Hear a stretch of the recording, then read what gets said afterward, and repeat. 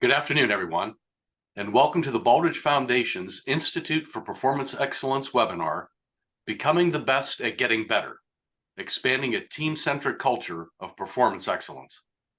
Before we get started today, I would like to thank all of the members of the Mac Baldrige Society who serve as trustees for the Institute for Performance Excellence. It is their generous support that makes presentations like today's possible. And here is today's agenda. Our guests are from the Ohio State University, and they are Dr. Dennis Delisle, Michael Martin, and Dr. J.J. Kaczynski.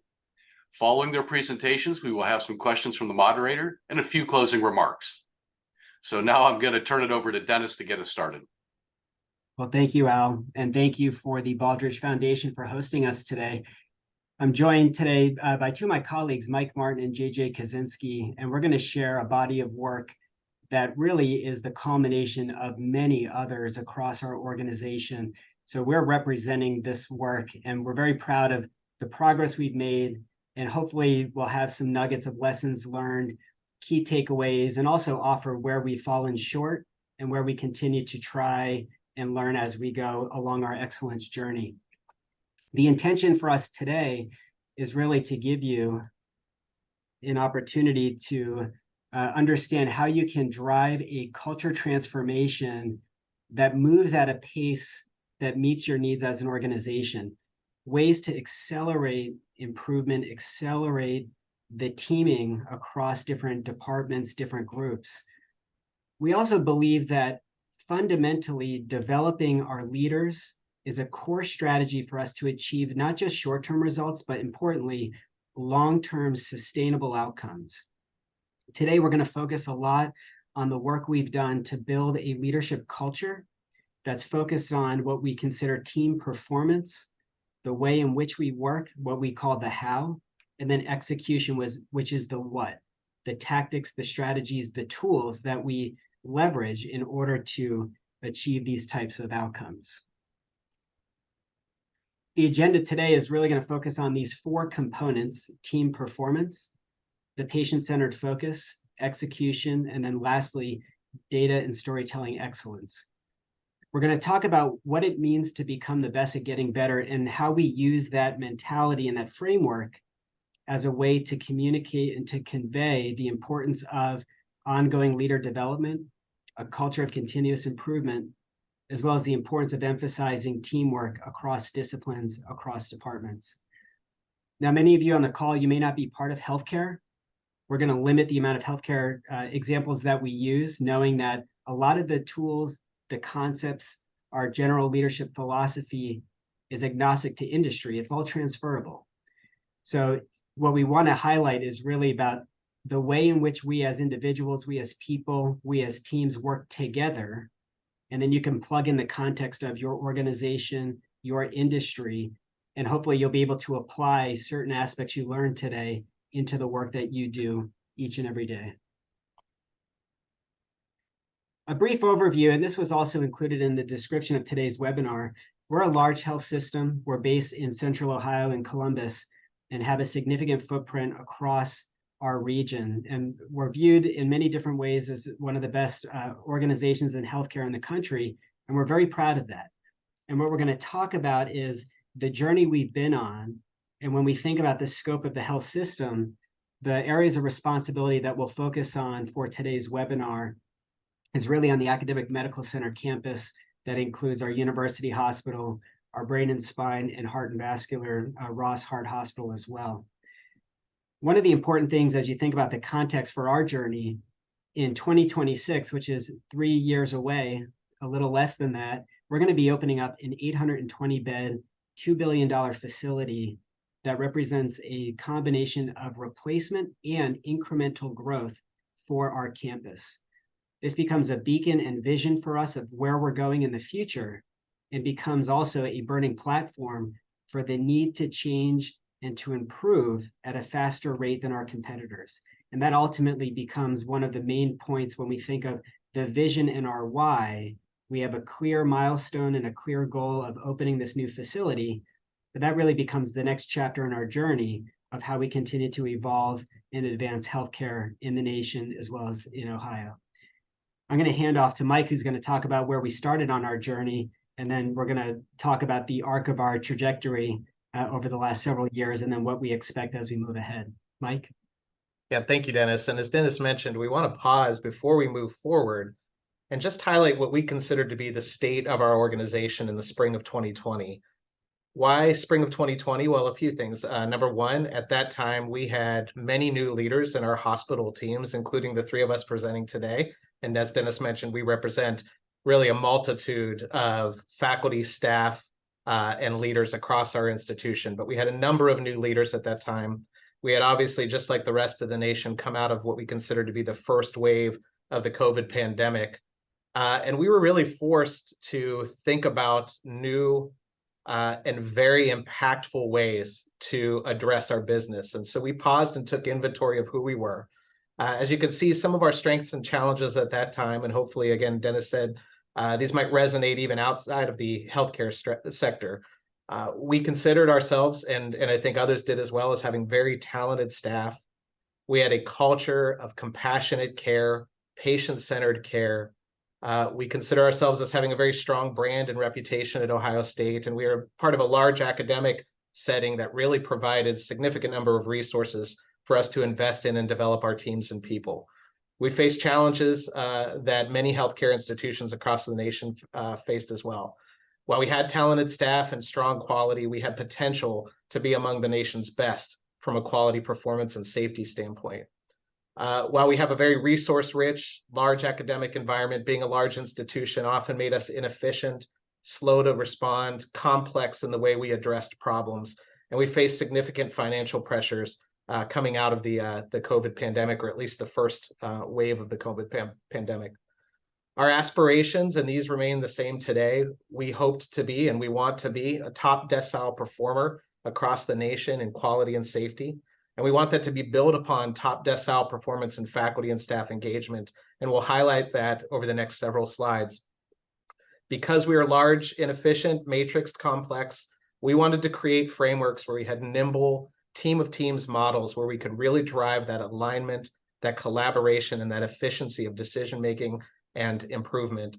And then we ultimately wanted to experience financial success, financial resilience that allowed us to move our institution forward and really drive healthcare forward as well on a national and international level. So I'm going to shift now and speak about really how we shifted into a team performance model, that concept of becoming the best at getting better. And I want to highlight one phrase from our aspirations, and that's the phrase built upon.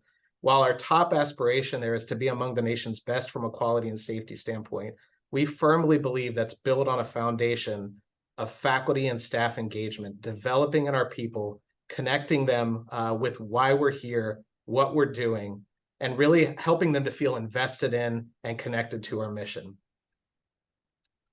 You see that here when we talk about growing and committing to our people back in the spring of 2020, and we've done this in the past as well, but really firmly reestablishing that commitment to growing our people. We feel that growing, investing, developing our people is actually our most important change initiative here at Ohio State. It has to come before our other change initiatives, and we want to spend twice as much time developing our people as we do on any other change initiative. Now, that's easy to say, easy to agree with, but it's also easy to put that aside when you face real, urgent pressures and challenges that are in the moment that you have to face. So it takes fortitude to stick with that commitment, to continue to develop your people, to continue to invest in long-term growth strategies. When you do that, you create a culture of engagement, a culture of buy-in, a culture of hope in your institution. When you have that connection to developing your own people, then you'll obviously also become a talent magnet for external talent. People are attracted to that energy, that growth mindset, that building, moving forward mindset. So you bring in new talent, you bring in more diverse talent, you bring in thought leadership from outside of your institution that can also help you continue that growth and that improvement journey. So as we thought about developing our people, connecting, attracting talent, and really investing in them, we wanted to be able to attach a framework or a model to really build structure, alignment, repeatability to that model. So we chose what we consider to be a very simple development framework. And you can see on the slide here, we've chosen at this time the team performance model. We won't go into significant detail about this particular model. We very much ascribe to this model, but we've chosen other models in the past, and there are any number of development frameworks in the development industry across the nation that also carry forward really successful themes as well. And so we've chosen the team performance model. It's simple. It's an iterative cycle. As you can see on the screen there, it's phases of performance enablement to really connect your teams to your mission, to each other, and to create goal cascading, et cetera, move you forward, and then have points where you recycle and restart that. It's scalable. And for us, this model creates a common language for improvement in people development across our system. So we chose this model, but again, the point is that any number of models that your institution might choose can cause that same concept to occur. So how do we interpret and apply these models to what we do? Well, again, we chose this team performance model, a 7-phase model, but we wanted to carry key themes forward in this model or any other development model or framework that you may consider. So for this, if you notice phase 1, phase 7 start with the question why. We know that everything we do in what we develop our people begins and ends with purpose. Why are we here? Why are we here as healthcare workers? Why is Ohio State here? What is our mission? What is our purpose? Why is our team here? Your department? Why is the individual here? Connecting everyone to the large global purpose of our institution, but then individually in particular change initiatives, et cetera, projects. What is the purpose of this particular initiative and how we connect to it? So you establish why we're here, that very important purpose. Then you create high quality relationships where you can have honest, sometimes difficult or challenging conversations, build trust between individuals and teams. From that purpose, building those high quality relationships, we then form reliable processes by which change can occur. And at any point then, once you've established purpose, relationship, and process, everyone is brought essentially to what we consider a choice point. At the individual level, the individual may choose whether they want to be a part of the institution, the organization, or the change initiative or not. When you apply this to a very specific process, you make a choice. Are you going to have to make difficult changes? Maybe things that are very close historically to the organization. And you might have to make choices to change those, but those are much easier choices to make when you're all aligned on purpose, when you have trusting relationships and you have reliable processes to consider. So what does this look like as we apply it here at Ohio State? Briefly, if you look to the left of your slide, what we've done is taken that team performance framework and created a number of different initiatives across our leadership teams and across our staff teams to try to connect people to each other and to our mission. We have formal councils where we cover these concepts. We have small group, individual, large group, peer-to-peer coaching, mentorship opportunities, rounding at the individual staff and unit level. And we try really a multimodal approach to connecting with our people from the top of our organization to the frontline organizations.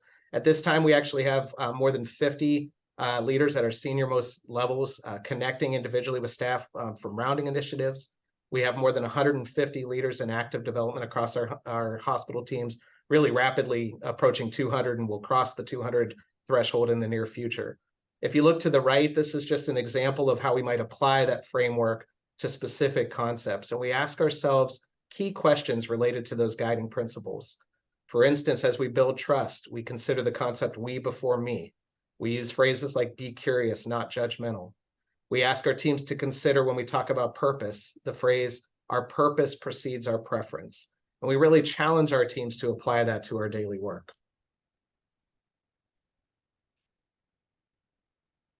So at this time, I'll turn it over to JJ and we'll talk about the next component of our process to becoming the best at getting better, and that's our person-centered focus. Thanks, Mike. And this is an exciting transition when we look at our recipe, so to speak, for becoming the best at getting better. This person-centered approach really guides us into the step of how do we go about our business on a day-to-day basis. So you see person-centered focus coming right after Mike stating one of our guiding principles of our purpose precedes our preference. And that becomes a guiding mantra for us, where we are purpose first, people centered. And when we get that order correct, that allows us, as Mike was saying, to address where the culture may at some points in time become more preference driven. I'd prefer not to work with this team. I'd prefer not to make this decision. I'd prefer not to change the way I'm doing this. And if we get the order correct, what the guiding principle suggests is it's not saying it's our purpose without regard to our preference in our working experience, but there should be a natural order to the operation. We place our purpose as an organization, as a department, as a team, as a leader, ahead of our preferred methods and processes. Generally, good things will happen with that order of operation. So we often say, if we can get that right, we have a clear and compelling purpose. We have evidence that suggests we are fulfilling that purpose, and we begin addressing our preferred methods of doing things to bring out the fun, bring out the engagement in the work. Really, the questions just become, what do you need to be successful? And I think we hear that question a lot from our leaders and our teams. Once we've defined a clear and compelling purpose, we've reminded them that we'll take a person-centered focus. And then it ultimately leads to that discussion of suggesting we will explore the resources that are needed, and we'll do what it takes to provide those resources. So I know that we'll have a wide audience here outside of the healthcare industry, but we use this stethoscope analogy when we talk about our leadership rounding initiative and program. And I would encourage everybody to think of this as your listening strategy within your organization. How are you getting the voice of your team members, your individual teams, and how are you making good use of that? To take the medical analogy a step further, we all have a heartbeat, and the stethoscope helps us understand if organizational culture is our heartbeat. We know whether it's moving too fast, too slow, if there's if things are out of rhythm, if there's not enough oxygen or blood supply going to and from certain areas. So if you use that analogy and you really start to say, from a change management perspective, are there things that are moving too fast for teams to reasonably keep pace? Are there things that aren't moving fast enough to produce engagement, enthusiasm? Are we considering communication flow patterns? So we talked about giving and receiving enough oxygen to and from our various teams. So you can really use that analogy to say, this is our listening strategy. You might just apply that analogy very differently based on your industry, but the principles would still apply. You can address change management. You can address communication flow patterns. You can address sufficient follow-up and follow-through.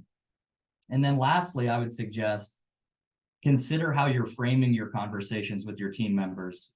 For example, rather than stating the negative or unintended outcome and consequence in the case of patient and employee safety, rather than asking, are there any concerns, challenges with regards to your safety, your well-being, framing the conversation in the intended and hopeful outcome draws out the hope and the aspiration that Mike had been mentioning. So using the same conversation and saying, is everything as safe as you'd like it to be in your day-to-day routine? Are you as well-informed as you need to be to do a good job?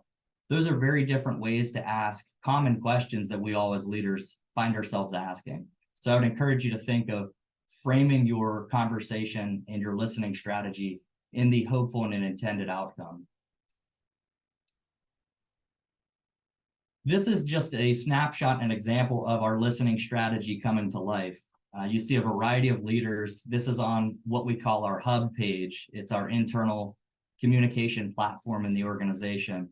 And our rounding program takes on a life of its own when you see leaders who have gone out to engage with a team, learned about the area, found an accomplishment or a team member that really needed recognition. We have ways to share that. So you see that we try to keep it fun, we try to keep it engaging, we try to keep it relevant, And you can see the engagement that comes from that when you look at the reactions, the comments, things like that. That's fun to see the culture taking on a life of its own. So the things that the rounding program does for us is it allows us to highlight a team, get to know the team. It allows us to teach the organization as well. So it's a teaching strategy, a teach back strategy to the organization. And then lastly, it allows us to create what we call inspiration cascades. If we see other leaders learning and growing in their own right, highlighting teams, that makes others want to do the same thing to contribute to that culture of continuous improvement. And then lastly, I really like the way that Mike was saying, our strategy, our weeks, our months, our plans, they begin and end with purpose. And how we bring this to life on a day-to-day basis in our meetings and our forums is we share what we call our Buckeye moments. And those are really moments of our experience and our gratitude for the work that's happening. So when we talk about our Buckeye moments, that's tied to the foundation of our values as an organization. So things that you might hear in Buckeye moments in our meetings are, if a good catch was made in the work, preventing a patient safety event or protecting an employee, you may hear an outcome that was produced from a team member going the extra mile. There have been some really moving moments that have been shared from a variety of leaders and a variety of team members just by instituting this Buckeye moment approach in every one of our meetings.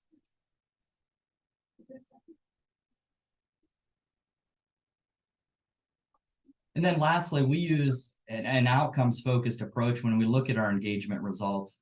So here you just see a snapshot of our most recent employee engagement survey. And just a few things to highlight before I turn it over are some of the strength areas that we pulled out from the most recent surveys. We're really doing a great job of creating a sense of belonging. So that's where you see that diversity, equity, and inclusion component of our survey. We are providing a clear and compelling vision for our teams. We're investing in our team members see and feel that into their development. And lastly, we are producing leaders that have a people-centered approach and focus. A couple opportunities that we continue to evaluate include our well-being strategies, how we're teaming across the organization and within our teams. And then lastly, how are we taking action on the feedback that's provided to us from this survey? And with that, I'm going to turn it back over to Dennis. Thank you, JJ. When we think about the arc of the conversation today, I think it's important to recognize, as Mike introed the team performance framework, what we want to do is align on why we're here. Especially in healthcare, we are mission-oriented to care for people who are in need, who are ill, who are hurt, who need something. And for many of us who are non-clinicians, our role is to support those at the front lines, to support these teams in working together. Why we're here matters. And I think the Buckeye moments that we pause at the beginning of meetings to share is a very real opportunity for people to connect on what does that mean for me, and how can I share in the impact that happens every single day. And these are not even scratching the surface of what our staff are experiencing day to day with patients and with each other as well. Grounding things in why is essential, where we have purpose-driven work. It's meaningful. It's something that we can achieve as teams that we otherwise could not as individuals. So grounding in why. The next is the how. And as JJ talked about, that person-centered focus is really about how we work together. And what that means is the way in which we communicate as leaders, the way in which our teams function and coordinate together. How are we resolving conflict? How are we providing feedback and opportunities for people to do better work? How do we manage for fit? And importantly, where we tend to get losses when we talk about coaching, as we're building a coaching program, coaching tends to be a negative connotation for somebody who is a bad actor or might not be the right fit for the role. But what we think about with coaching, and we like to leverage sports, obviously, as the Ohio State, we love sports, and sports are always a great analogy. A coach in sport is trying to help you get faster, stronger, leverage a particular skill set, depending on the nature of the sport. And it's looking at that individual athlete to say, what is your potential? What qualities, what work ethic, what are the elements that make you unique? And how do we invest and lean into that to make you better, to make you more effective, both as a team player and as an individual? The same thing applies at work. The way in which we get work done is so important because that ultimately leads to our execution. So the order of operation is really grounding in our why, having the right language and leadership framework for how we do our work. And then we can start layering in more of the tactical strategies of execution. When we think about execution, starting with where are we headed? In our example, I mentioned this new tower that we're building. Now, that is a mile marker along the journey. It is not the destination. It's a significant mile marker. What's important for us to understand is 3 years from now, and if we can, maybe 5 years from now, where do we see ourselves as best we can? And then let's distill that to, in the next year to the next 2 years, what does that mean for what we focus on, the priorities that we set, the resources that we allocate? And then as we get more granular to the week, to the month, what does that mean for our teams? The cascade of goals, the cascade of actions is essential to have focused execution.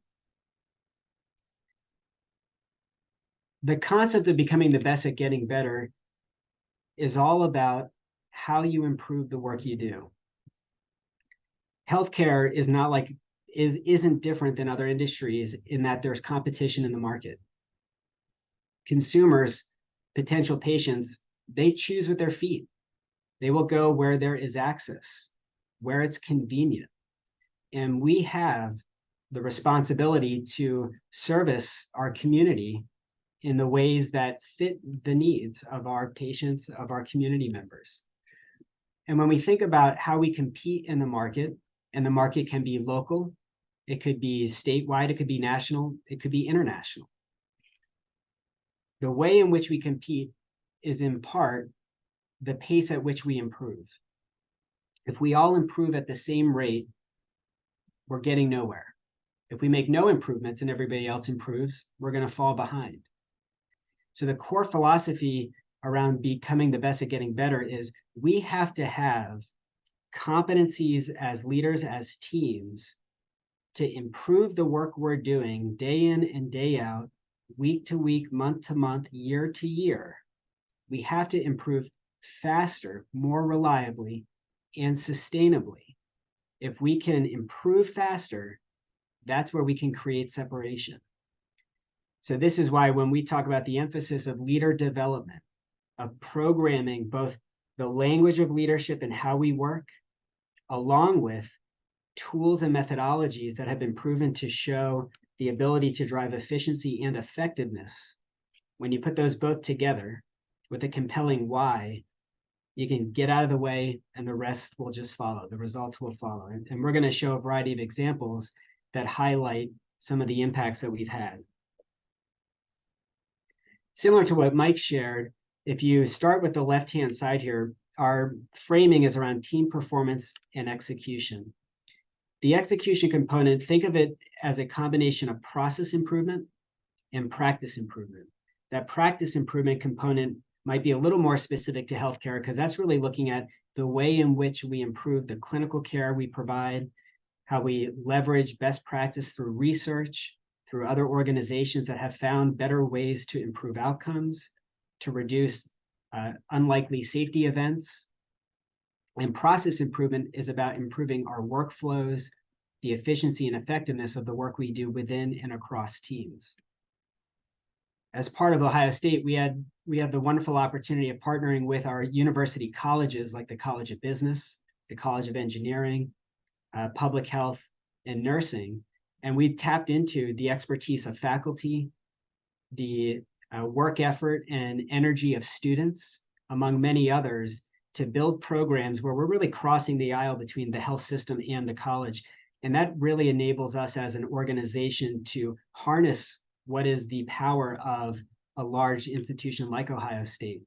And the way that that plays out, we have a variety of operational excellence programs that focus on Lean Six Sigma, rapid improvement event facilitation. So different ways for us to understand how we evaluate the current state of an operation, evaluate root cause issues, the diagnostics of what is happening, what are the challenges or barriers within our control. And then when we start getting tactical around what are the interventions and how do we accelerate the timeline to execute. What we tried to do is create frameworks around improvement portfolios, the collection of projects we do. And rather than a historical approach of let's establish a committee, we're going to talk about a problem, and we're going to meet once a month for an hour to talk about the problem, we're trying to disrupt that pattern to say, let's get focused, let's get people in a room, let's define the problems, and let's work through solutions and try, and we might fail, but we certainly will learn. But let's get out there and try things fast versus sit in a conference room to develop what we believe is the perfect solution. So try, fail, learn is something that we are really instituting as part of our language, because often we have really good ideas. We can make it better now. We can make it perfect later. But let's make it better now, and let's learn from it as we start introducing change. We also have improvement workshops because for those of you who have experienced any related training on process improvement, it is a muscle that you have to train and retrain. Tools don't work in every context or every type of problem. Sometimes you have a vast, complex problem or opportunity, and other times it might be a quick win. But we also have to make sure that as we get more sophisticated in the operation, as we have new and different problems we have to address, the way in which we leverage data to understand variation or to understand the impact of an improvement, an intervention we might put in place. Did it have an impact? How do we know? How can we share that across other like units, departments, hospitals?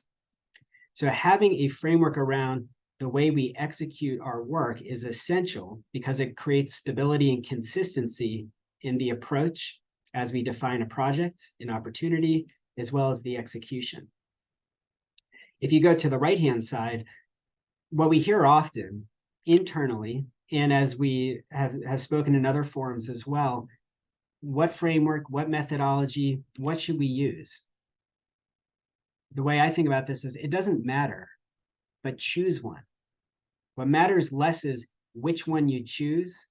What matters more is that you pick a methodology and framework to serve as an anchor or a foundation. But all of them ask very similar questions. If you look down the middle where we have the theme, define what the problem is in the scope. Understand where we're at. What is that current state?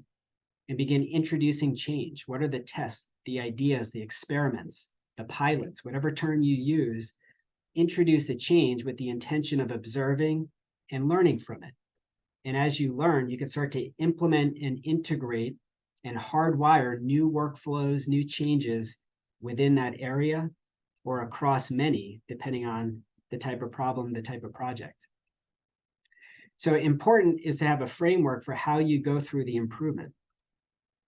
What we also want to talk about is other ways in which we think of that goal cascade. As JJ mentioned, it's so important for us to have the ability to connect to the mission and to connect to the strategic objectives, both long-term, that horizon, again, 3, 5, 10 years, and shorter term, 1 to 2 years. The key driver diagram we find to be a very simple way to get people to think through, where are we trying to go? Let's start with that ideal end state in mind. And the next thing we're going to ask is, what are those things that get in the way? Or what are the key levers that, if done well, will ensure we achieve our goals? Once you do that, you start to ask the questions, all right, what is in our control? What tasks, what activities, what types of decisions can we influence to address a barrier or to take advantage of an opportunity? And let's create some focus around 1 or 2 projects that have process measures that we can track on a regular basis. And if we do this well, and we're right about the relationship of the process metric to the barrier or the opportunity, if we do these well, we're more likely to achieve our goal. When you think of large organizations, the cascade here has a lot of power, because if we think about the broader organization. We have some lofty goals. We have some clear metrics we want to achieve. As Mike mentioned, our quality and safety aspirations. But we take those broader enterprise aspirations and we start to distill that to say, what does that mean for each of our hospitals? What does that then mean for the departments? What does that mean to the local operating unit? And then how, as leaders, does that cascade also follow? So we have both team and leader accountability in a flow of goal cascades that creates directional alignment. We're not going to be perfectly aligned. We have a lot of disparity across our teams. We have clinical teams, we have support service teams. The nature of what each of them does is different. It's an ecosystem.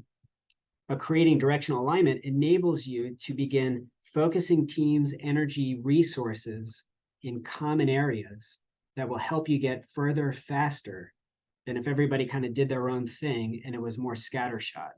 Sometimes you find you might even conflict with each other with resources or with priorities. The way we apply this is we start taking our balanced scorecard, which has 3 core domains from the clinical operation. We look at our talent and culture. We look at our care that we provide, as well as our efficiency and effectiveness with operational excellence.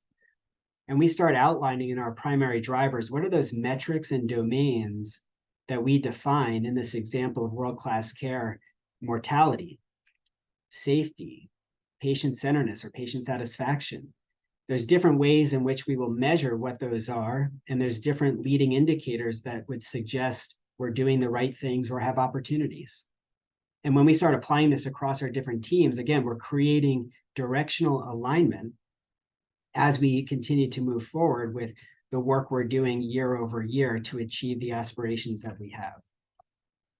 We have a few other examples as well, which I won't get into the details for this, but we wanted to share a reference that helps you understand the walkthrough from the aim of what we're trying to achieve, the drivers that will help us understand where we are or what we need to focus on, and then those change ideas and best practices that we should be testing, piloting, and ultimately hardwiring where it applies.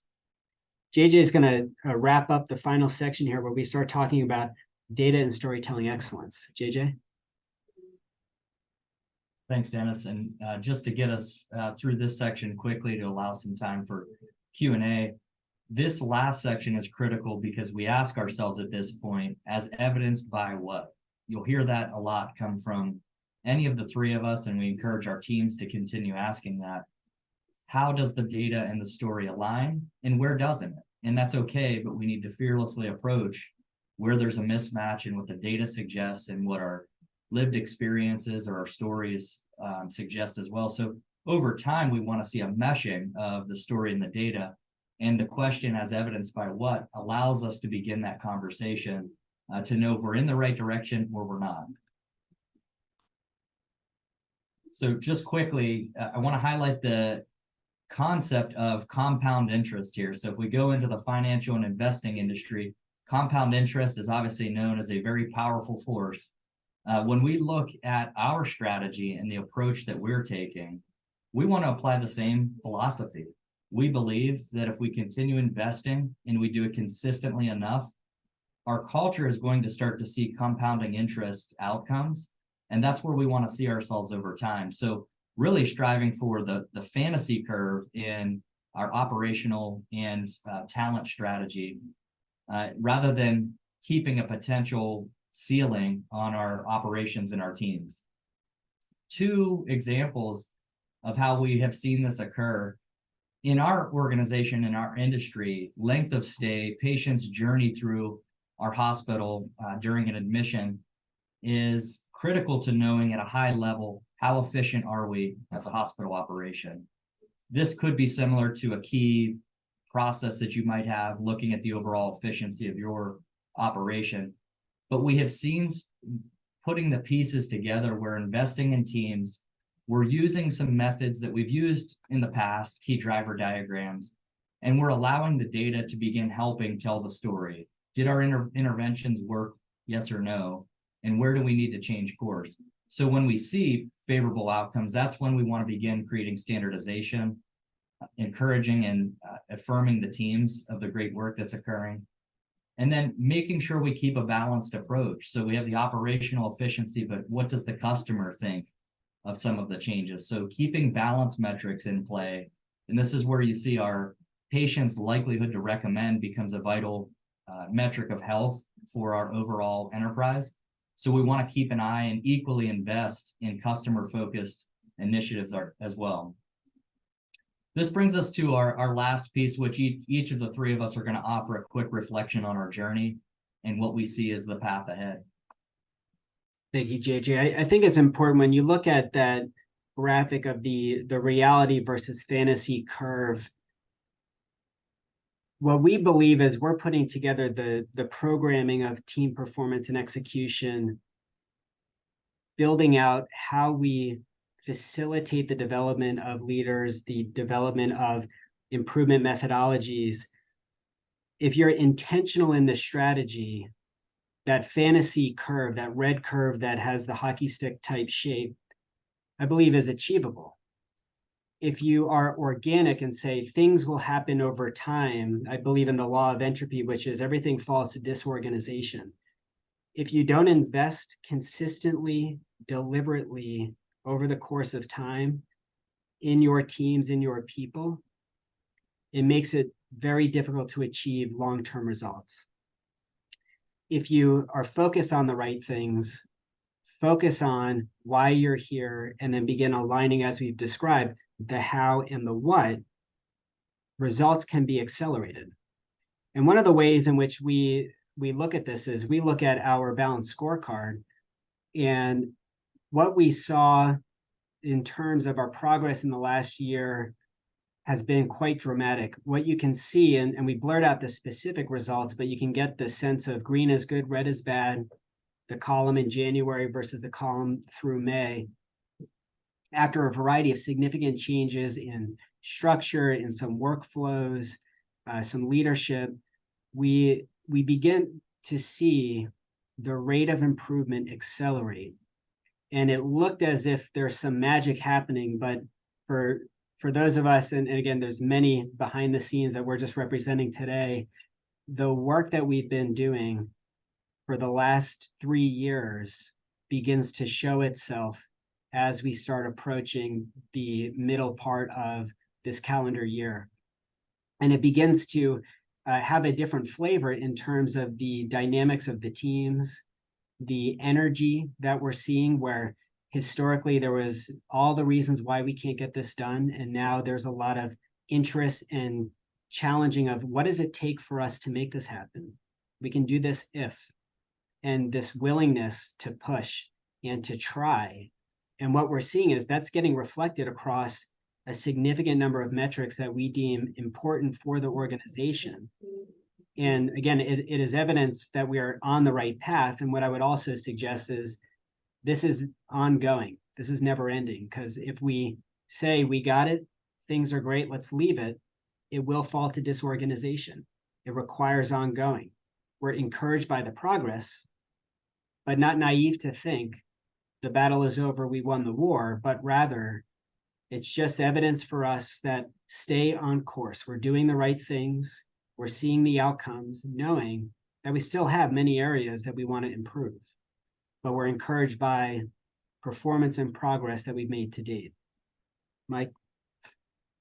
Yeah, thanks, Dennis. And we want to speak for just a moment on where we're going. And as Dennis just mentioned, there's continued room for improvement. There's a reason we call it continuous improvement, because we expect to try, fail, learn continuously, to grow, to take steps towards that perfection, towards that compound fantasy over time.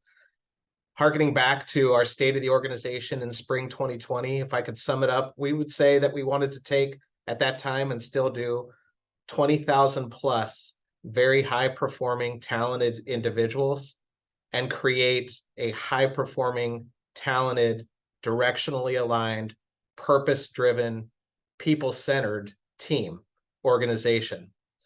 Not only that, but on a personal level, all three of us and so many leaders in our organization, and I'm sure so many people on this call today, want to invest in other people.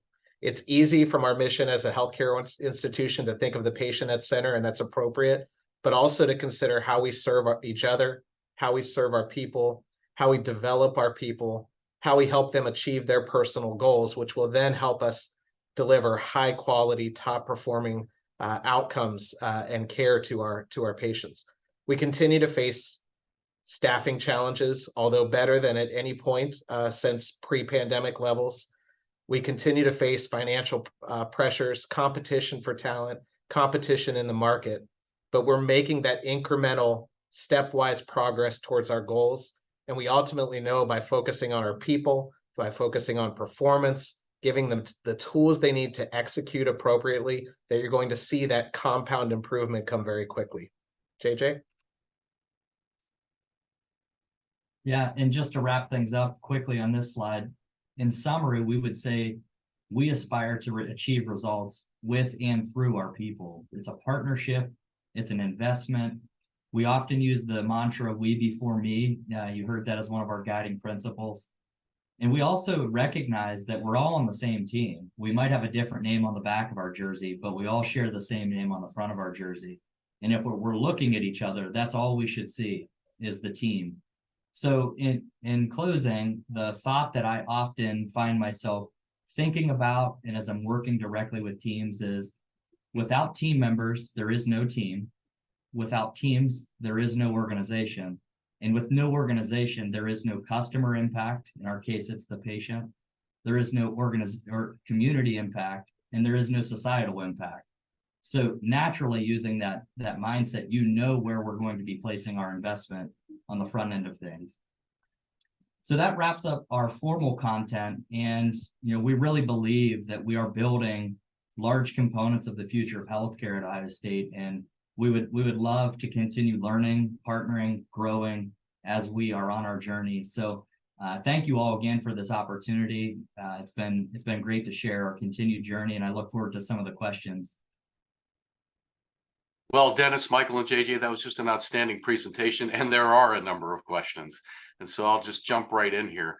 The first one is, can you describe the organizational investment required to execute on a plan you've outlined today?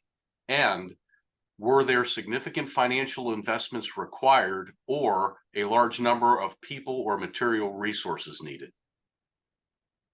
Great question. I'll take a first pass at this. When we started, the answer is no, we did not make a significant investment. We took our leadership group. We had a group of about 35 senior leaders. We brought them together in a council we called our senior council. And we started using, from a different model, we used a 5 dysfunctions of a team model from Patrick Lencioni as a framework, which is founded in trust. And we thought that was critically important, as we have to build trust and relationships across our leaders in order to then talk about how we execute the job. We took TED Talks, assigned homework, watched this video, 10, 15 minutes. And then every single month, we would sit in a room for an hour. We would have small group and large group debriefs and just talk about, what did you learn through that video? What things does that bring forward in the work you do? It's free. It's all available. We started to get a little more sophisticated with partnering with the university. So yes, we did make some investments there. And I appreciate the question of investment. It's not an expense to put dollars towards development. We have invested and partnered with the university with several programs to strengthen the quality and the outcomes of these training programs. But what I would offer is get started. If you don't have a big collection of dollars to spend, if you're not part of a university with that kind of expertise, you don't need it. You can start by having what's out there already, keep it simple. And that is the way to begin the process. And as you show benefits, for example, when we show the length of stay improvement, there's a multi-million-dollar impact to our business, which will pay for years of all the development things that we do now and in the future. If you understand the connection of that investment with its ability to drive results, you worry less about the dollars you might spend now, knowing that the outcomes you'll receive a year to 5 down the road will far outweigh anything that you might spend in that moment. Yeah, Dennis, just to add to that, I mean, I can't emphasize enough. It was simply an initial investment of time, energy, focus, which is no easy thing, and a measure of what I might refer to of interpersonal humility, getting these teams together and trying to get, again, very elite, high-performing minds to show a measure of trust for each other, to really build and commit to not only our purpose, but a concept of these high-performing relationships. Then once you show proof of concept, you start to see the results on paper, like the tale of two halves that you saw a few slides back. It's really a snowball effect, and it's very easy to invest financial resources because you're going to see that compound over time. Yeah, and I'll quickly add, we think about both relationship and performance currency, and we should be actively trying to build up a reserve in both relationships, our performance. So when we talk about the investment in this approach, in the programming, we go back to the question that I say we ask ourselves a lot. Should we continue this investment, yes or no, as evidenced by what? So when we start to see evidence of results, evidence of increased engagement, evidence of operational excellence, yes, we should continue the investment. So that's where you start to see the philosophy all coming back together to say, should we continue the investment that was initially made more as a time-based investment, turned into some financial investment? Do we continue those time and financial-based investments? Okay, our next question is, how do you encourage leader buy-in, and is participation or attendance mandatory? Mike or JJ, you want to take a first pass? I'll take the first pass on this. And when we talk about this being a priority, when we set up some of these councils, we do expect that becomes a part of who we are and what we do.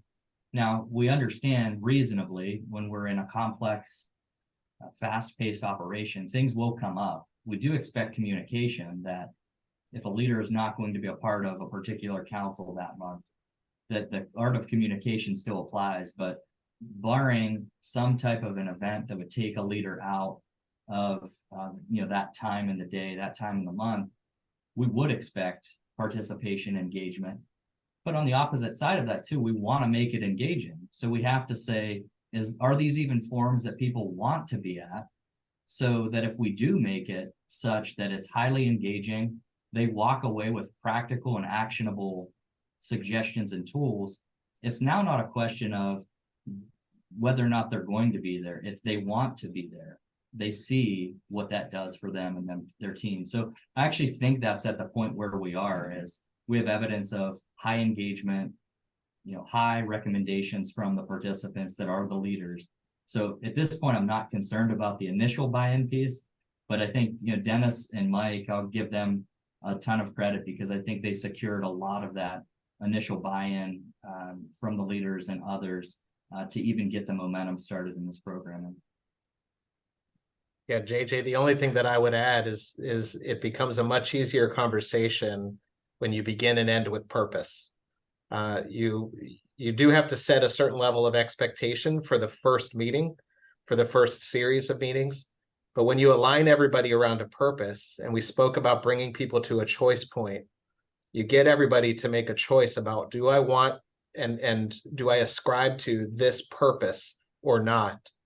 And once they've made that choice, the buy-in becomes natural, as JJ mentioned. Okay, our next question is, please describe what the next 2 to 3 years might look like for the development of your team-based leadership culture program. I'll take a quick stab at the first pass here. As we're looking at where we are today, where we need to go, the ongoing investment in Lean and Lean Six Sigma as one of the frameworks for operational excellence, and that was a question that was also asked in the chat there. As we're looking at the new tower facility we're going to be opening, the reason we've emphasized work in Lean and Lean Six Sigma, if you're not as familiar, think of Lean as how do we reduce inefficiencies and waste that gets in the way of the work we're trying to accomplish? How do we reduce the amount of steps I have to take to get from one place to another which becomes really relevant when we have, and we like to measure things in terms of football fields at Ohio State. We have 3 football fields of a medical complex that we're going to be having to have patients move potentially from one end zone to the other. And we need to make sure that we're efficient in how we do that. Six Sigma is about reducing variation. So how do we make things more reliable and consistent, whether that's clinical care in the laboratories, if it's the workflows on a nursing unit. We want to make sure that we're continuing to invest in those competencies, because the number of problems and workflows we have to figure out are in the thousands. And that can't be outsourced to a vendor, to a small department, but rather that has to be owned by each department and across departments as we think about opening up a new facility. We also look at the use of evidence-based practice as a methodology to improve the clinical and safety outcomes of the work that we do. And we're partnering with the College of Nursing to strengthen this skill set and the tools that enable us to do great work, not just in projects, but really importantly, how we disseminate learnings and best practices within and across the different teams at Ohio State.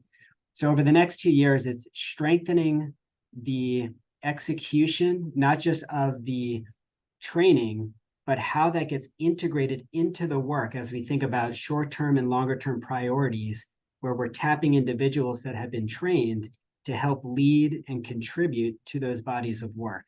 So as mentioned, in the same way with our expectations of leaders and their participation in our team performance councils, we expect that the work we do that follows when you do this training, it becomes part of what we do and how we do it. It's not a flavor of the month that lives out in the side, but rather it is integrated into our annual fiscal year planning, our operating plan, the committee council structures that we run, our talent development cycles that we work through each calendar year. That becomes part of how we do what we do. So you can't disconnect it. It is now an element, and over time becomes a competency that we can leverage. Okay, well, Dennis, Michael, JJ, once again, thank you for such an outstanding presentation, your thoughtful answers to our audience questions. For the remainder of those questions that did not get addressed here, we're going to turn those over to our presenters, and they will be more than happy to get back with you via email. I'd like to now talk a little bit about the Institute for Performance Excellence. We have more than 400 training and professional development certification opportunities offered online and at your own pace. This month, we are showcasing 3 certification courses: Healthcare Project Management Certification, Lean Healthcare Practitioner Certification, and Healthcare Greenbelt Certification. You can learn more by visiting the Institute website at baldridgeinstitute.org/education. As a reminder, a recorded version of today's presentation and the slides will be available next week on the Foundation's website. Once again, thanks to all of our great sponsors and donors. We hope to see you all again at next month's webinar on November 21st. Our guest will be Stephanie Norling of COE 2026, who will be sharing community best practices throughout 2023. Thanks again for attending this afternoon, and enjoy the rest of your day.